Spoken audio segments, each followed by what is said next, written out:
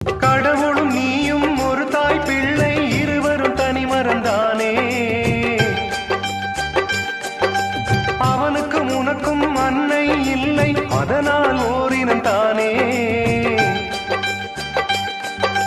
நதி என்றால் நுரையுண்டு, வாழ்வென்றால் குறையுண்டு.